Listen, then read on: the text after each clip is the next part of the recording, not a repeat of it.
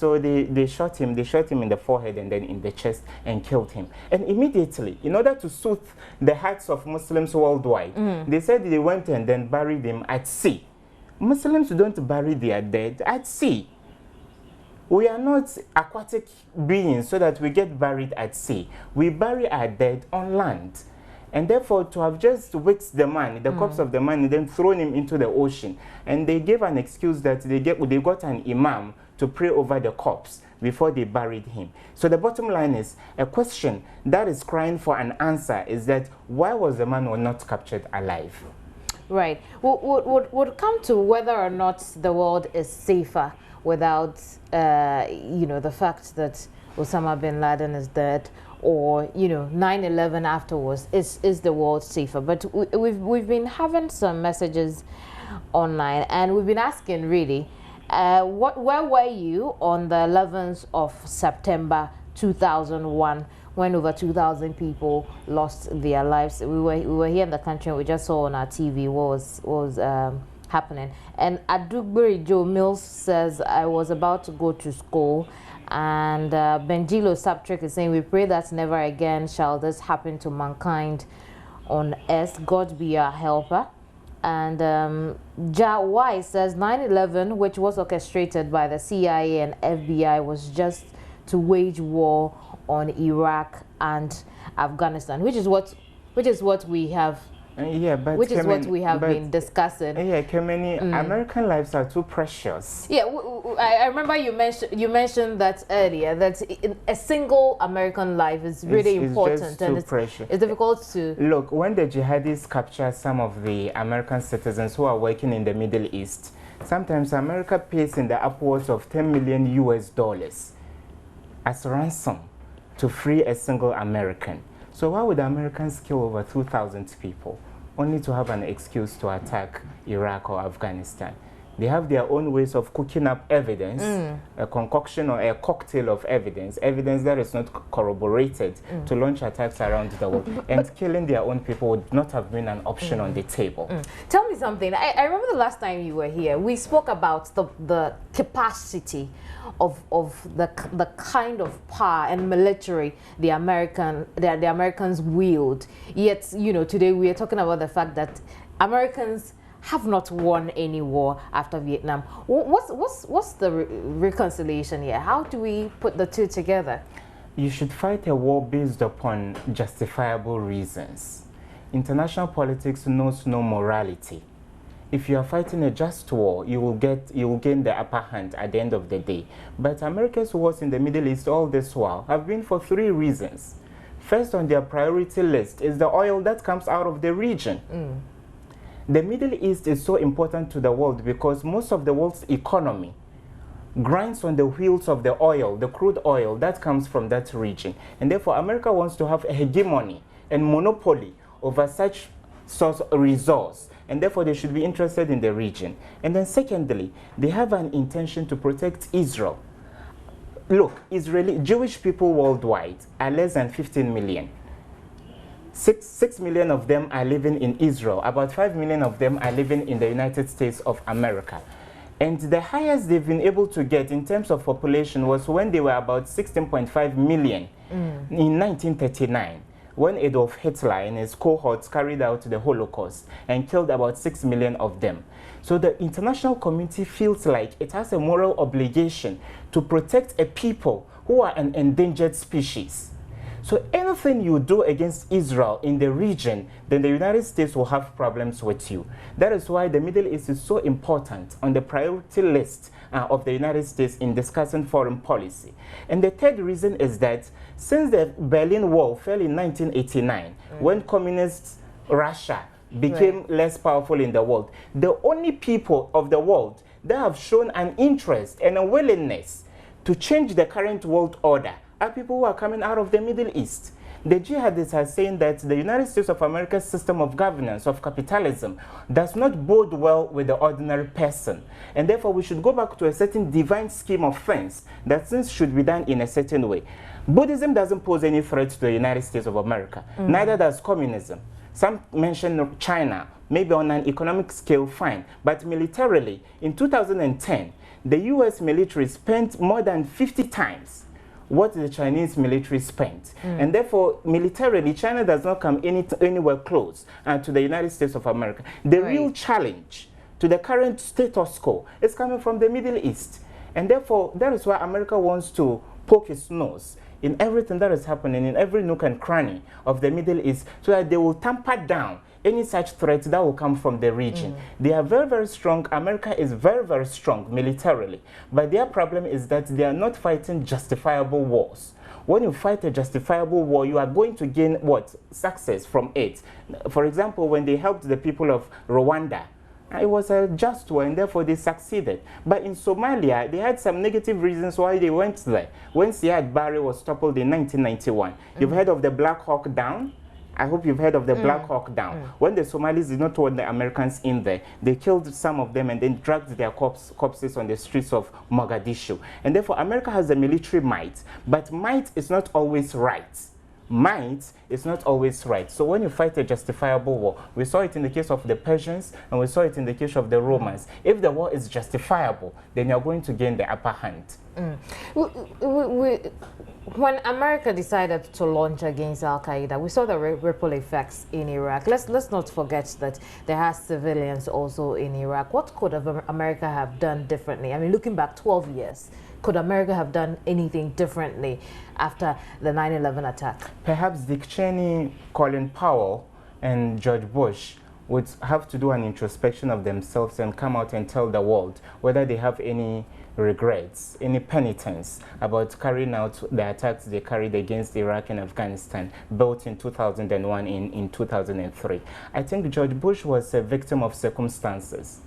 If I were in the shoes of George Bush, even in Ghana, when a few dozen people were killed in Gambia, we were up in arms against the Gambians. So to have been told that some people from outside, some spooks from outside, people living in some mountainous region of the world, were those who have caused your sister to be widowed or your son to be orphaned. And certainly the US government could not have done other than what they did. But they should have been measured in their reaction to what happened. They were just like a giant that had been waking from a deep slumber, attacking anywhere in the world. And if I tell you the secret detention centers America has, you will marvel. All in the name of global war on terror. Guantanamo Bay, we saw the gruesome pictures that came out of Guantanamo Bay. And in Iraq, the Abu Ghraib prison, we saw the gruesome pictures that came. So if America is trying to exude that it is a force of righteousness, then it should train its military to act righteously. Would their withdrawal now be a total waste of human life, a total waste of really some really good resources that could have been used elsewhere properly? Some say America should shun all those wars and pump the money they are spending into Africa. One Tomahawk missile is about $1.5 million US. I see. And that can do a lot for our kids, school children here in Ghana. But America is not living for the sake of Africa. America has got its own interests. And in international relations, you don't keep permanent friends. You keep permanent interests. So your marriage to any allegiance you have to any group should be a marriage of convenience. And therefore, it should not be a permanent one. So the Americans have wasted a lot, both in terms of life and then money, in waging the wars they have done in Afghanistan and Iraq. In Iraq, over the past 7 years, they invaded the country. They spent about $1 trillion US. That is a whole lot of money they could pump into other things. That is why I think Obama is a bit circumspect in his approach towards the Syrian crisis, because we'll come to the connection between the two and why Obama seems to be reluctant. So when you enter a war, you should have an itinerary of achievements you want to get from that war. First, they wanted to kill bin Laden, and they didn't achieve that until 2011. Second, they wanted to decimate the Taliban regime. The Taliban are up and acting right now. They are very, very active in Afghanistan. And chances are they will take over the country. Ibrahim, you would continue with that. But let's talk to Dr. Vladimir Nchidan. So he's Associate Director at the Center for... He's Associate Director for this... Dr. Vladimir Nchidan is a researcher. He's Associate Director for Center for Regional Integration. Good morning, Doc. Good morning. Right. Good. This morning, our focus is being on 9/11. 12 years down the line, is the world safer? Well, it's interesting. The war on terror is taking a dimension which shows that nobody's going to win that war on terror. Terrorism is becoming more sophisticated and more enhanced one way or the other because of the nature of waging the war. It is not being waged by the United Nations. It's being waged by America or led by America with some coalition. And that makes it a little more parochial in the sense that one part of the world feels that America wants to establish its values, and that is why the war is not being won. I do not think 9/11 has given us any lesson, and I do not think 9/11 and thereafter has given the world a better peace or security. The situation has rather been exacerbated. I see. But have we made any gains at all since 2001, 9/11? I do not think we have made any gains. As I said, the world has been more insecure than before 9/11, just because of the way we are waging the war. We are not making the war look as if terrorism is not good. We are rather making it look as if we are going after bad guys, and the bad guys are saying those coming after us are aware. That's what is happening. So many more groups are being formed. Look at Boko Haram, Al-Shabaab, and everybody is trying to copy Al-Qaeda, and they are having a network, you know, and that means that one part of the world is feeling that we are heroes and we are fighting for a cause, and America is thinking that they have no value. And I say, if we go by that us and them syndrome, then it will never be won. The world is now more insecure than anything. Everything is now a missile. Anytime I board a plane, I'm afraid. I'm afraid because any plane can be used as a missile because of the 9/11 experience. And any other thing can be made an object. And that's very dangerous. Even if you are having a good relationship with America, you are going to be very cautious. And that's not good for the world. Is there an end in sight to this?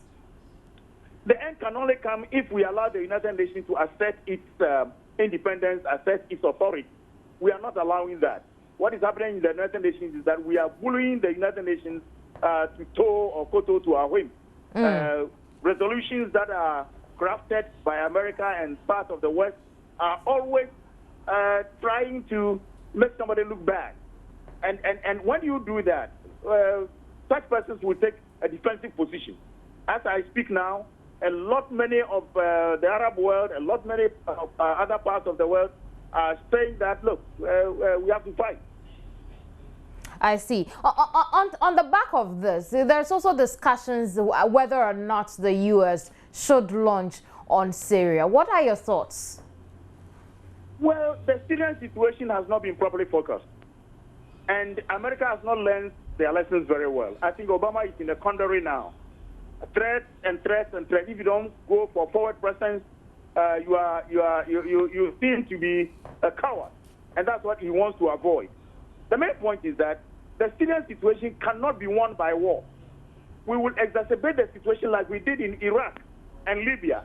Libya is worse off than if we had the so-called dictator Gaddafi. Iraq is worse off than if we had Saddam Hussein. So what world are we trying to build? The responsibility to protect is now turning to a responsibility for regime change, which is wrong. I believe supporting rebels is against international law, but America has done it, including money. So Assad has every right to sort of fight on.